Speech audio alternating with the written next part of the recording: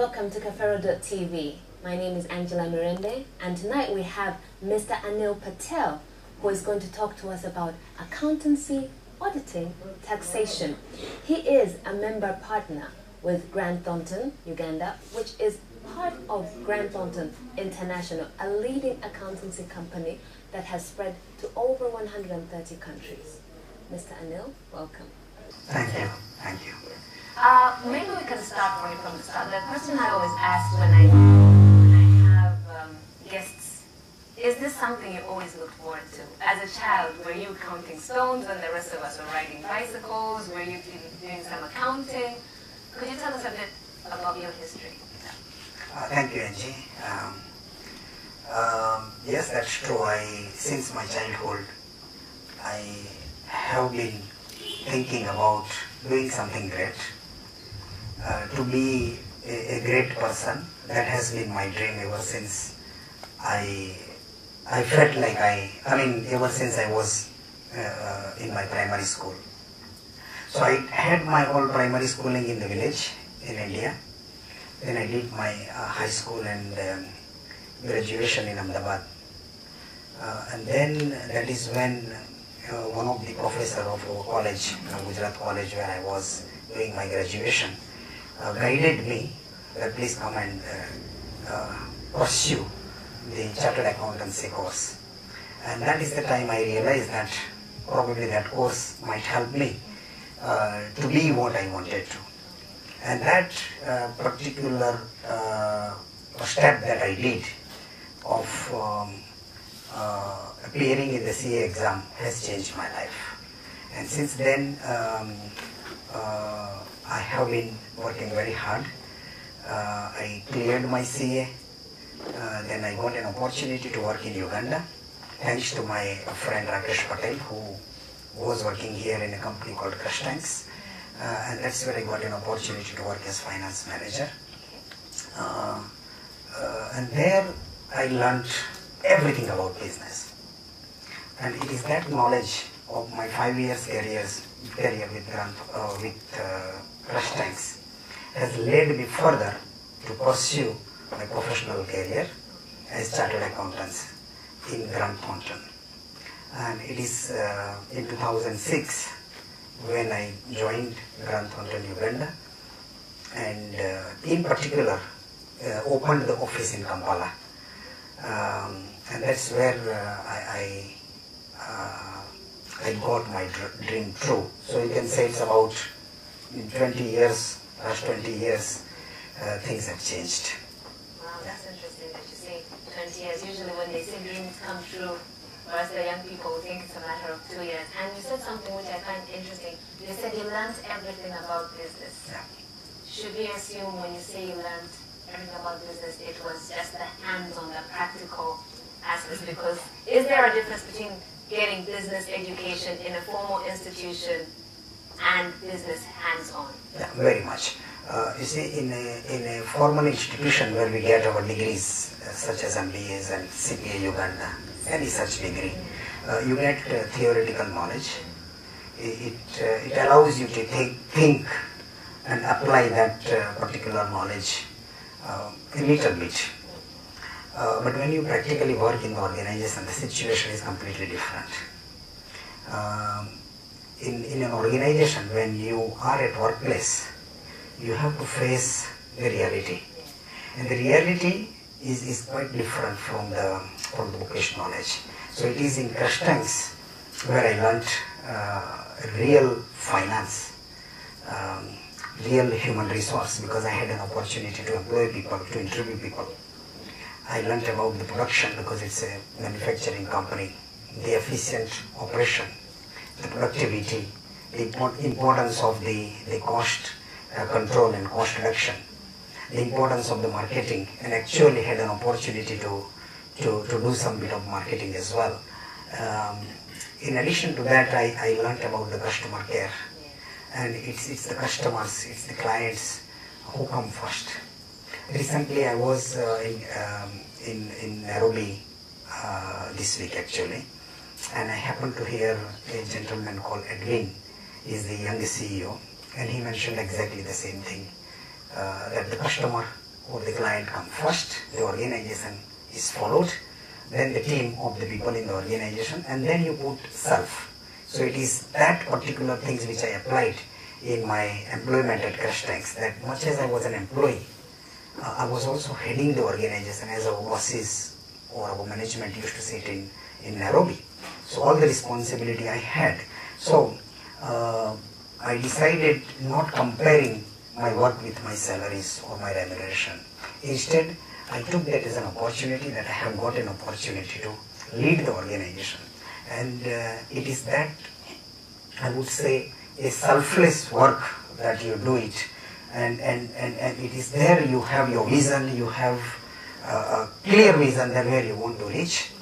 And it is in the business only you can achieve what you want to achieve. So I think also we look at the aspect of passion. Just as you've mentioned it, you may be an employee, but you have to work like the business belongs to you. I think one of the problems that we're facing as young people is you go to a job and once they mention it's 500,000, you kind of do away with it because you want a higher price, but you might not have the passion for it. I think that can only come to really go and say, I will not look at the salary, but will only work. How much do you think passion plays in someone achieving their dream? Because we come from a culture where maybe our parents want to live through us.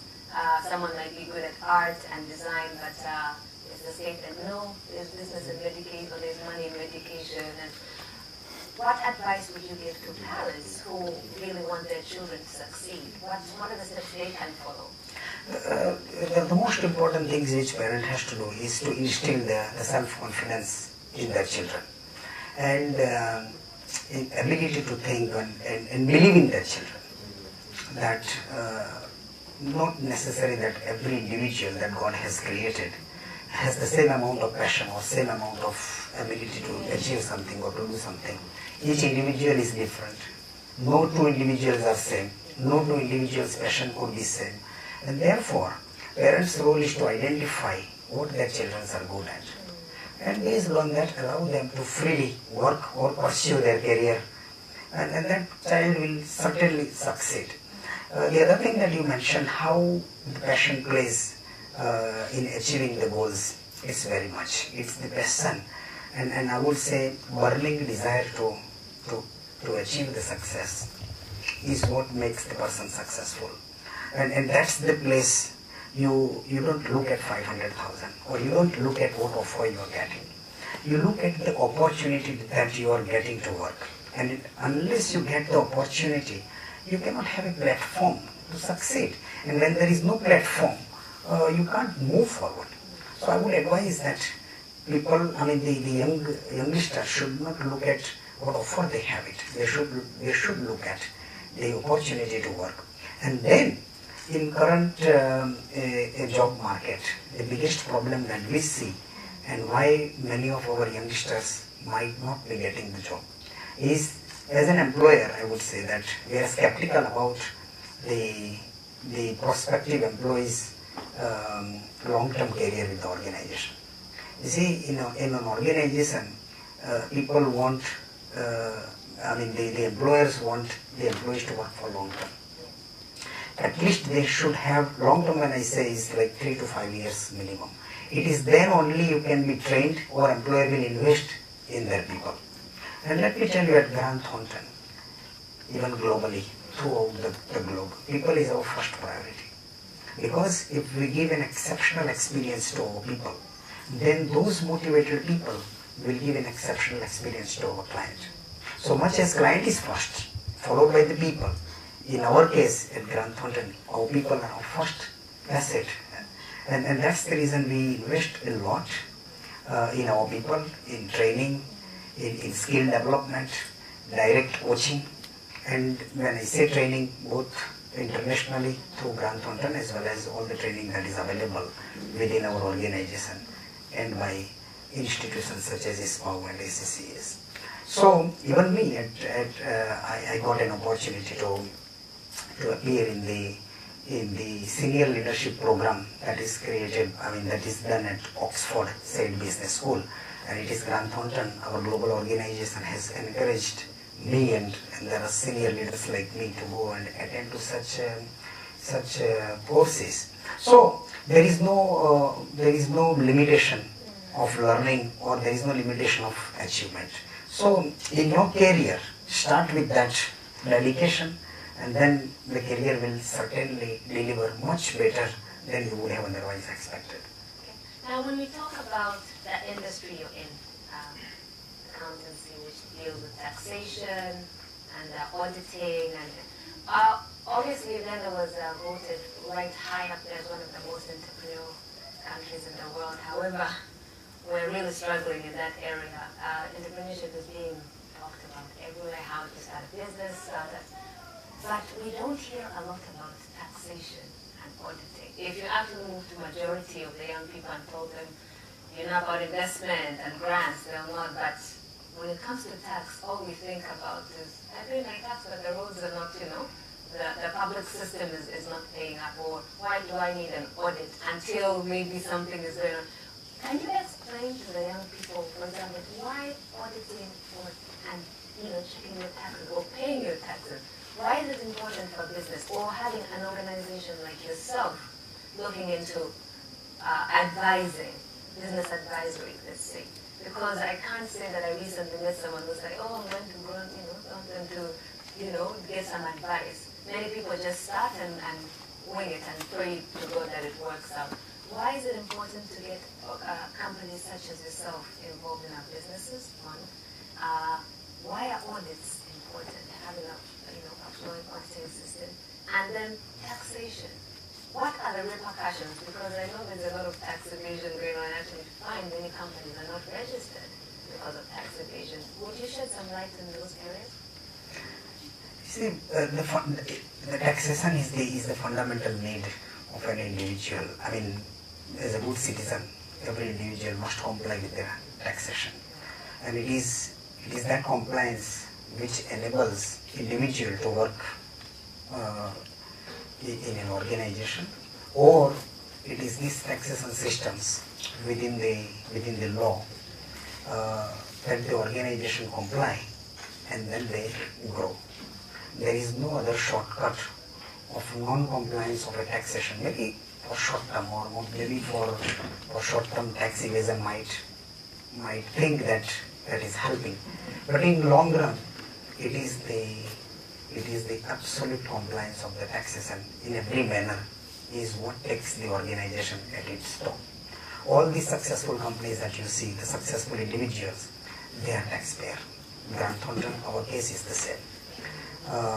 Why should people pay tax and they should not compare whether the roads are not there or electricity is not there? You see, taxation is my duty. Paying tax is my duty. So I should first fulfill my duty and then expect something in return. So unless I fulfill my duty, I can't succeed. And that's the reason, whether it is large organization, multinational company, small business entrepreneurs, they have to think of the tax, or individual employees. And that is the reason government of Uganda, if you see the taxation law, there are taxation provision which are very simple, small taxpayers criteria. At very little tax you pay if your turnover is below 150 million. So compliance in tax basically leads you and open your doors for the growth of your organization. As regards audit, is also in need of the business. Because what is audit? Audit is verification of the transactions that have been taken place. Unless the books of accounts are audited, the bank will not finance the funds. The revenue authority's return cannot be filed without the books of accounts are properly audited. So audit and accountancy basically go hand in hand. It is a necessity of the business and you cannot avoid it. It's just like food cannot be avoided if you have to live healthy life. The taxation, bookkeeping and accounting and auditing cannot be avoided if you want to have healthy business or growing business. Well, thank you so much. I think we should be heading out for a 5-minute break. Stay tuned, we'll be right back.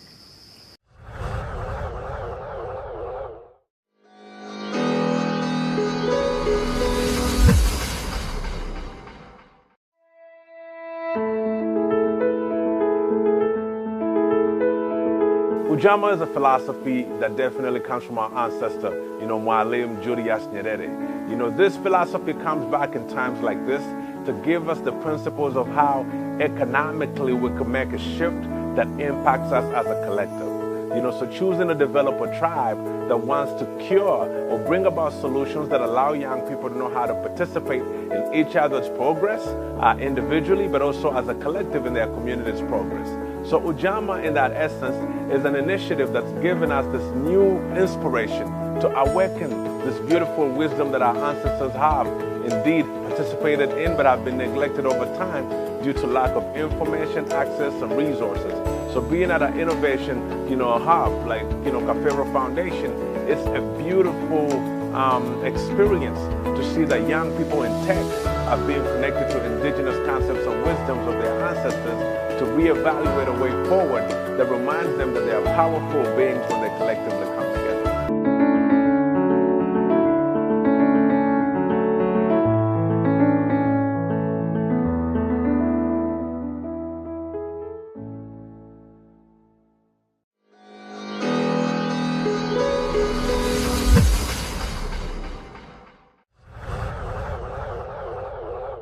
Welcome to Cafero.tv, and we're here today with our Mr. Patel. As we went through previously talking about auditing, what's important about taxation, I want to know, as an entrepreneur, when is the right time to call in a company like Grant Thornton to help with the business advising section, or that kind of, when is it in the middle of 3 years, because they say it takes about 5 years to stabilize? Is it at the beginning? Is it 3 years? Is it 5 years? When can we engage companies that can assist us financially? The engagement starts with the thought process of the business, means at the beginning of the business. In fact, at the beginning of the business, you need a real good advisor who can help you to support your dream, who can help you to document your business ideas into the appropriate financial presentation or projections, together with the research and development. It's called feasibility study. However small business it is, these great ideas can play a vital role in the successful building of the business. If I may ask, this is also, I guess, money that needs to be put aside, because this is not a free service. So even as they plan for their business, and they should, I guess, budget for having an advisor with that? It is the cost that pays off in long run. Secondly, you can choose the size of the consultant. There are all types of professional services are available. You don't have to go to Grant Thornton, I would say, all the time. You start from somewhere, but then nothing stops you from coming to Grant Thornton as well. But I would say that one must engage the professional services, and that professional services will definitely pay off in long run. And when you look at Grant Thornton, Uganda, and globally as one of the top leaders, 7th in the world, what can we learn from them? What have they done right, or what have you done right in Uganda, for example? It begins with the leadership. The Grant Thornton's global leadership has a vision, and their vision is very clear. They want Grant Thornton to be the best advisor in the marketplace, who unlock the potential of the client's business, their people, and the community. It is with that vision they have instilled the values, and the values are clear values. And this clear means, C means collaboration. You can't do anything alone. You have to collaborate. At workplace, you make a team. In business, you find associates. In firm like ours, there are certain services we can't provide as Grant Thornton Uganda. We collaborate with other firms, etc. It's leadership. L means leadership. In whatever capacity you work, you have to exhibit the quality of leadership. Often leadership is misunderstood, that it's the top person in the organization who is responsible to lead. But that's not the case. Every individual in the organization, however small it is, he's a leader or she's a leader in her or his respective capacity. And it is that practice can build that person also one day a leader. So that leadership is our value. The next one is excellence. Anything that we do has to be of excellence, nothing less than that. Agile, A means agile. You have to be prompt, you have to act fast, right? If the customer wants a services or goods and you wait for a longer time, what happens is customer will find his way. It's a respect. Everyone would like to receive the respect, but it is the same respect which they have to give to others. And finally, the responsibility. Anything that we do, we take the responsibility of it. And we cannot throw the responsibility of any result as a result of the action that we might have taken on someone else. And it is these clear values that guides us, that guides our people, that binds us, that unites us as globally, all the 137 countries together. So we grow together. In fact, our strategy is called growing together. And that is what is guiding us. That is what is helping us. Fantastic. Entrepreneurs are making money, but it's going away just as quickly as it's being made. I think there's an aspect of personal management, or financial personal management. How should we manage our finances? Because the businesses start and then 6 months later you find out, we've closed or we've moved. What are some of the principles you can advise when it comes to financial management? How does someone, obviously it has to start with me personally to move into the business. What advice would you give it in terms of personal management, financial management?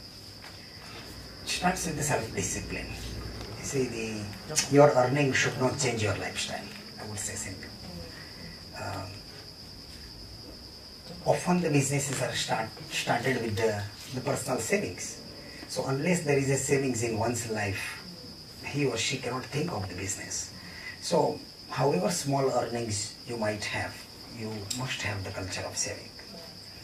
Often people are considered as rich when they have a luxury car or maybe a house. But then that's not the criteria for the richness. One has to look at what he can afford and what he cannot. I've also seen the youngsters borrowing money at very high interest rates. And incidentally, very recently, I've come across one of our employees who did this mistake. At a very high interest rate, he borrowed money. I just came to know when he resigned from the job and he wanted to work for that person who lent him the money. And then so that financial discipline, you do not borrow unless you need, unless there is a compelling reason to borrow. Start with your savings, borrow when the short money or when the money that can be justified or the interest can be paid from the sufficient profit from your business. But you can't borrow 100% money. Do not buy a car unless you need. Do not own a house unless you need. Likewise, reduce the expenses on the weddings. I say the weddings are... So, the financial discipline is very important. Also in our daily routine, we have to also look at that, how much you are spending.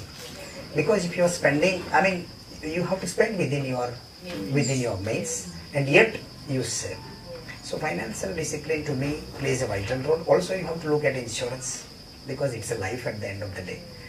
Just like education is given importance, food is given importance, the insurance also is very, very important in one's life. That's it. Funny you should say start a business on your savings. I happen to have moved into the corporate world in my early 20s, and the bankers came and everyone was getting a loan, and no one actually even knew or understood the term interest rate, 24%. So I think there's still a lot of financial literacy that still needs to go. Does your organization take on projects where you provide maybe free financial literacy for the youth? Do you have projects like that? There are no projects, but recently we had we had a free training to the finance executives and finance staff for accounts and finance people of NGOs. And we did that in 2 sessions, 2 different days actually. That was as part of our corporate social responsibility. We would love to also have such training at least once in a year, where we provide free training to the youth. That is something we can consider. Although I wouldn't consider that we are the expert, but in collaboration with organizations such as yours, we can take on this training. We would be very happy to contribute. I think we highly demanded because just like we can't tackle the tax because even just payee, understanding what payee is, there's still a lot to really dig deep, and I think it's crucial because as these youngsters are being taught entrepreneurship to start businesses at a young age, I think it's very vital information that they can put. Now you, Mr. Patel, you as an individual, what are the key values that kept you from a young age? What are those maybe 5 things that you said we call it integrity, the things you do when no one is looking? What are some of the values that you can say you've moved with throughout your life? The first fundamental value that I have been taught, or it's a family virtues, I would say, is honesty and integrity. That is something which guides you, which keeps you disciplined in whatever you do, whether at workplace or whether at family or whether with friendship. So integrity, what I mean is being the way it is, being honest, being truthful, being reasonable. So those are the qualities. At the same time, you have to be passionate about doing something for others. It is selfless work that gives you a sense of satisfaction. Apart from the practice that I do a selfless work, especially meeting people in a systematic manner and talking to them, basically thoughts on Bhagavad Gita, thoughts on the spiritual leader whom I believe he's called Reverend Pandurang Shastri Athavale, and he has taught the principle of Bhagavad Gita. Basically, it is the same as you would learn from the spiritual book with the Holy Bible or the Quran. It's the same. But then the key is to implement those thoughts in the life. So what he has done, which I am impressed and which I have been involved myself in sharing those thoughts selflessly with the people, is that those thoughts are extremely important in our life. Because otherwise, whatever you get, the satisfaction cannot be measured with the money, with the power. Satisfaction can certainly not be measured with the tangible things that you have. So at the end of the day, you must be satisfied with the life and the principle that you are believing. So it's the virtues that Reverend Dada has taught me. It's the honesty and integrity. It's the passion that I want to do something selfless, and I want to make a difference in the lives of the others. Because I'm happy, so what? Can I live peacefully when people around me are not peaceful? So whatever I need, I have to accept and understand and believe genuinely that others also need the same. It is that belief that keeps me going. It is that belief that keeps me working as a team at Grant Thornton. We have fabulous people at Grant Thornton.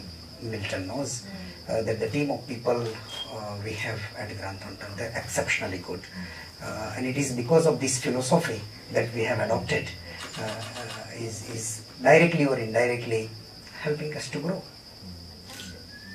If you had a few words to say to the young entrepreneurs today, I don't know, when you look around, obviously, business has also evolved with time, especially with the role of digitization in place. Which makes me wonder, what do you feel about the education system today?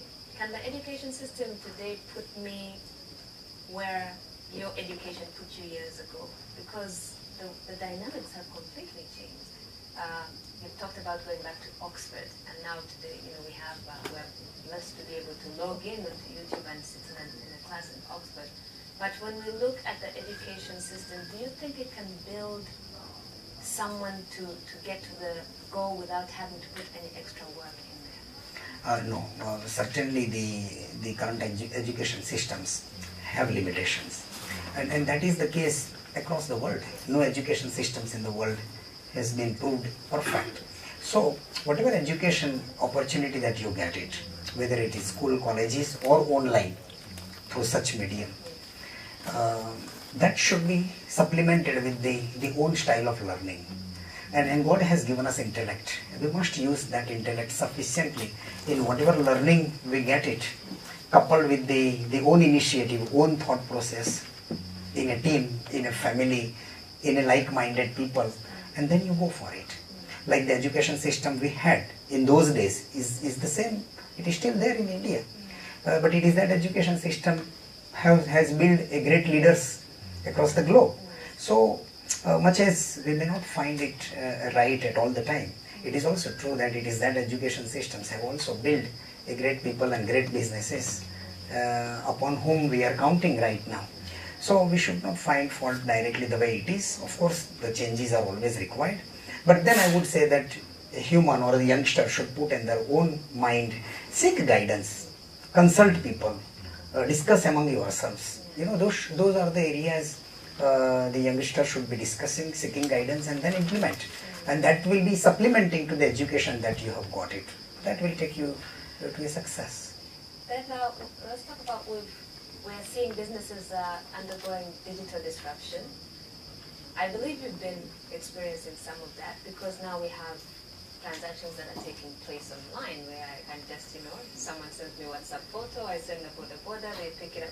So there's a lot of transactions taking place on the digital platforms. Could that be a bit of a threat in your direction? Because it's very hard to track such a business. Has it paid taxes? Has it, the audits, how? Because it's very fast business. Are you being digitally disrupted as Grant Thornton, and what are the steps you're taking? Yeah, very much. You see, digitalization, what we call, or the social media, and the use of social media has positives and negatives both. And we have to look at positive. We have to implement or use what is positive, and we have to refrain from its overusage, or we have to refrain from the excessive usage of this social media or the digitalization.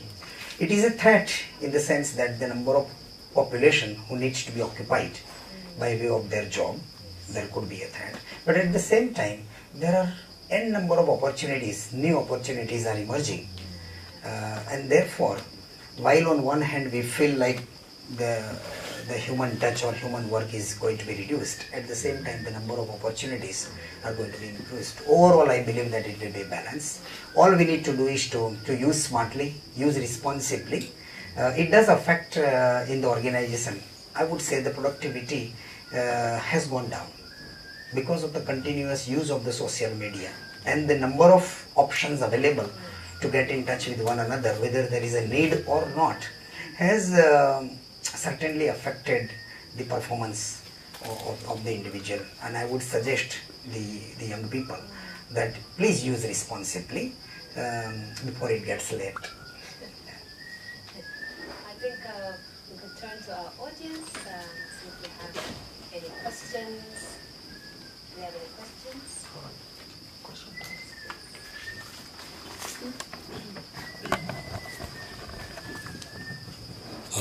By the names of Cole Kagoda Rogers, my question is, as an entrepreneur, we get to learn and read biographies, and we get to understand some things, and somewhere we understand that to an ordinary individual, taxation is easy as it's paying, and there's no way it earns you as back if you're giving back to such a government like ours, to an individual.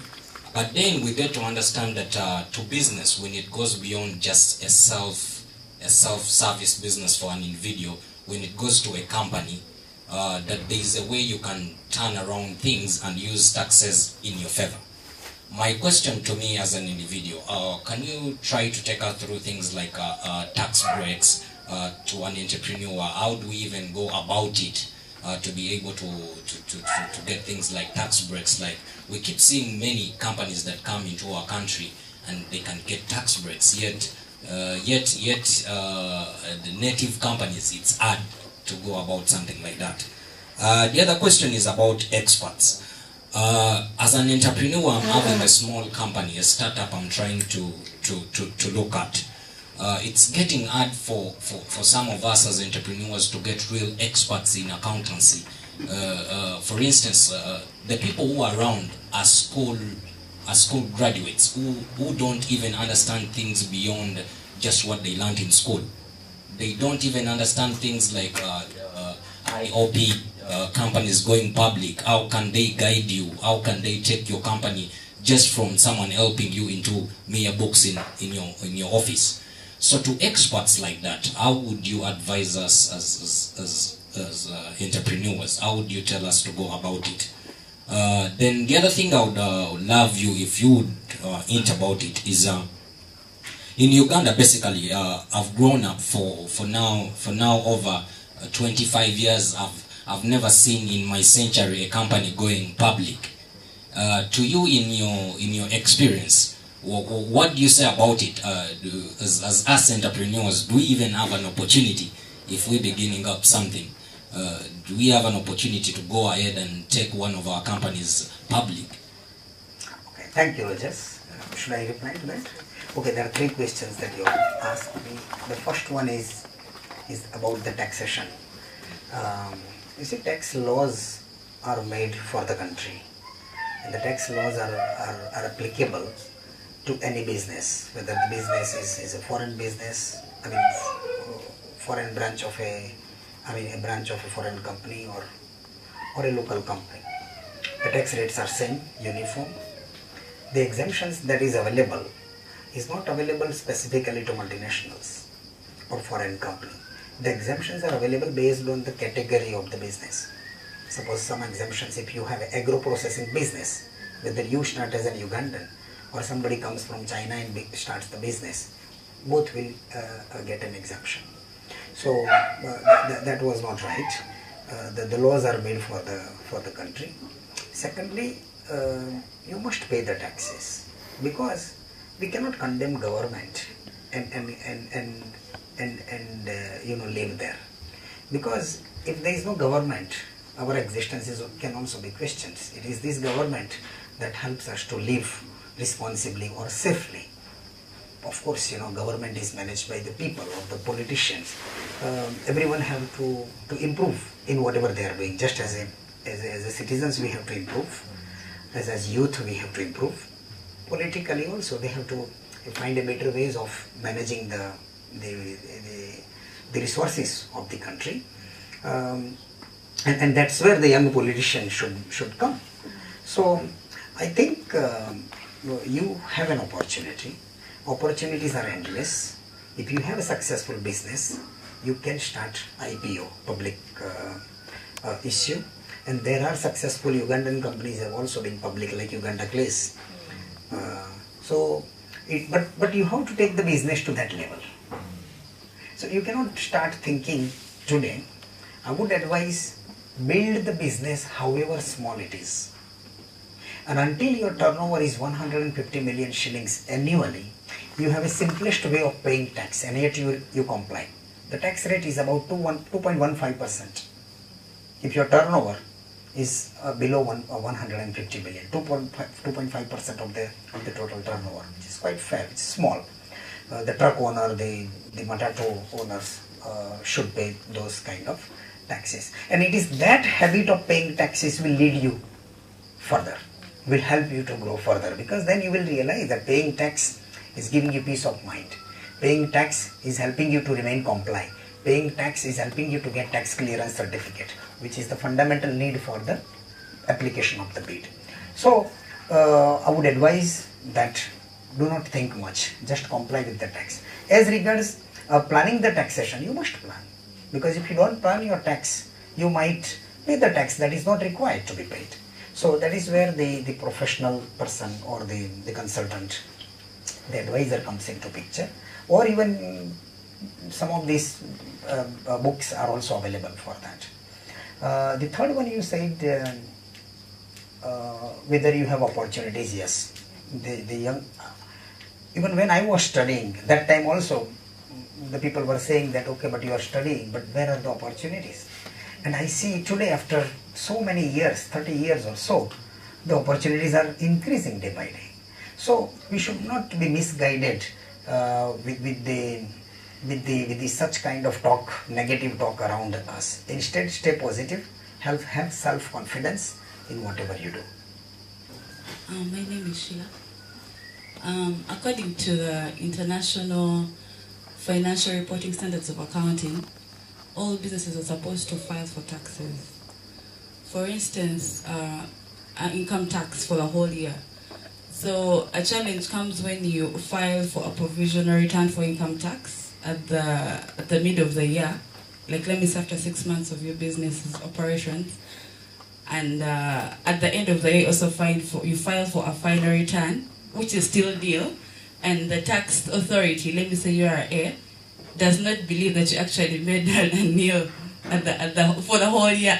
They say, how can you file for a nil for both a provisional and a final? It's not realistic. Yet sometimes it's real, because small businesses like us have not made it, and it's actually true.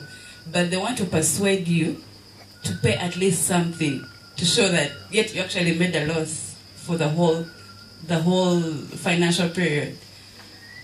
So that becomes a challenge for small businesses like us.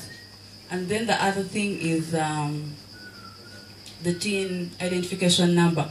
Many employees in businesses don't understand the reason why they should get TINs, because normally URA expects every employee to get a TIN in order for them to get the salaries, especially if you're in the government section, you're supposed to have a TIN. Okay, they call it a TIN number, but it's actually, yeah. So I wanted to also talk about that. And then my third question is about the VAT input. Very many times we do open source marketing for companies just because we haven't yet got suppliers who are registered officially with the tax bodies. So we get that issue whereby you cannot file for your VAT input, because they're not registered. Maybe they're trying to evade the taxes, or they don't know how to go about it. So you realize that at the end of the year you have to pay for all those taxes because you've been doing open source, purchase. Yeah, so you can give us advice on that. Thank you. As far as filing nil tax return, in my opinion, as long as your books are right and it has a correct figures, and the company or the business has made a loss, and your return is obviously nil, you shouldn't worry about the subjective advice by the revenue authority or the employee of the officer of the revenue authority that, no, how come you don't have income, right? You see, they have reasons to say that because many such business people avoid the tax or evade the tax, and they have a reason to believe that it is impossible to have the loss. But as long as your figures are correct, as long as that can be substantiated, you shouldn't worry about that. You should not pay the tax. But you must be confident about your figures. But often I have seen that the business has a different story to tell. That's true. The second one is, why should employee have a TIN number? In fact, having TIN number for an employee is great things, because you do not know, but many employers were not paying PAY from the salaries of their employees. So once you have a TIN number as an employee, you are entitled to get a certificate of the tax payment, certificate of PAY, which is a proof for the income that you have earned and the tax that you have paid. Now let's say combine cumulative savings for last 5 years is now significant, and if you invest that amount in the business, or if you buy shares, or if you give it to someone, revenue authority cannot question you how you have brought this money. So because you can say, look here, I have my proof of my payment of the tax. So having TIN number is a good thing, and I support that revenue authorities step is going to go a long way. And it is not only for employees, every person. Suppose if you have a consultancy firm, you go and get money, but you don't declare it. You understand? So revenue authority must have that system in place so that they can track every person who has income that is subject to tax. The last thing is the VAT input. If the person is not giving you tax invoice, you should not pay VAT. So suppose if somebody charges you 1,180 shillings as opposed to 1,000 shillings, either you get a tax invoice so that you can claim the VAT, or you pay only 1,000 shillings so that the issue of VAT does not arise. Unless you are compelled to buy certain things for the home consumption. Let's say you buy a TV for your home. There is no way how you can evade or you can avoid the VAT. But for the business purposes, you must demand for that tax invoice so that you can claim the input VAT. I hope it satisfies.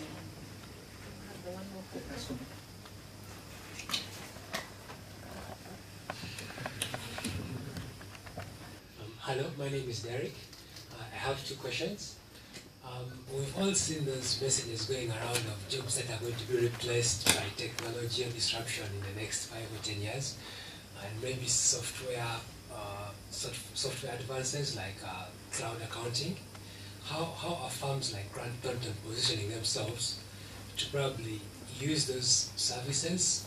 And then, what advice would you give to people in our education system who are still doing the theoretical studies when there are newer practices like cloud accounting which is coming up, which probably requires less input as compared to the traditional accounting?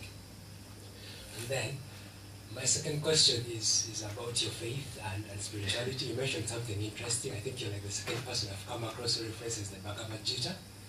There is this famous quote that people normally use of, "Now I am become death, the destroyer of worlds," which was quoted by Oppenheimer back in 1945 during the atomic bomb testing.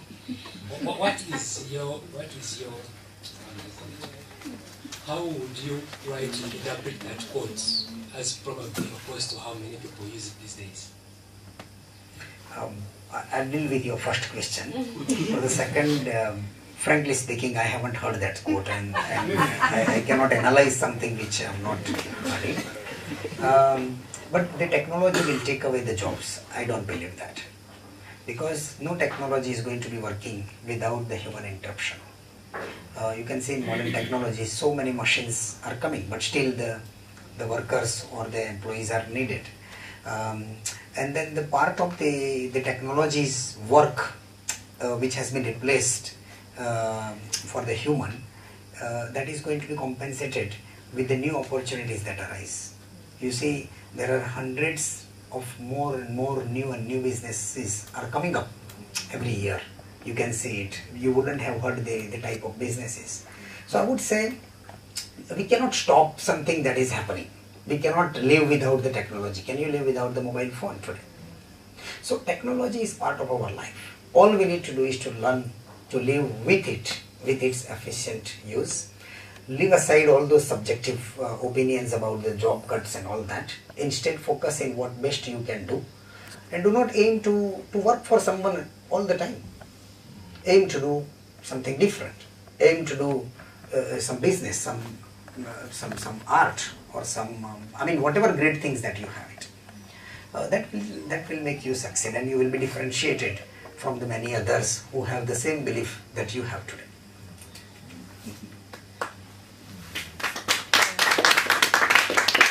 Ladies and gentlemen, you've heard it from Mr. Anil Patel. Thank you so much for coming here and sharing some advice for us on taxation and audits and the importance of personal finance and just taking us through your journey. We really want to thank you for coming. I'd also like to thank our audience for being a great audience and your input. We just hope that you have a good evening, and from us at Kakaro.tv, I'm your host, Angela Mirembe. Have a good evening. Thank you.